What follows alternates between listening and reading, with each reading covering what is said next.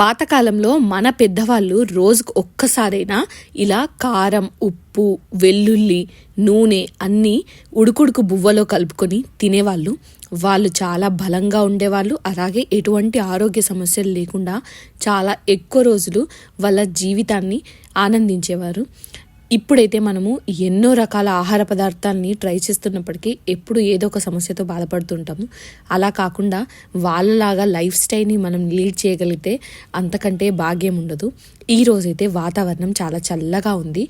అందుకని నేనైతే ఇలా పాతకాలం పద్ధతిలో అన్నం కలిపేసి దాంట్లోకి ఉల్లిపాయ అలాగే మిరపకాయలు నంచుకొని తిన్నాను. చద్దన్నంలోకి అయితే ఇంకా బాగుంటుంది. మీరు కూడా ట్రై చేయండి, బాగుంటుంది. ఆరోగ్యానికి కూడా చాలా మంచిది. దీన్ని నాకంటే ఎక్కువగా మా వారు లాగించేశారు. ఆయనకు చాలా నచ్చింది. మీకు కూడా నచ్చుతుంది. ఖచ్చితంగా ట్రై చేసి కమెంట్ చేయండి. Bye bye.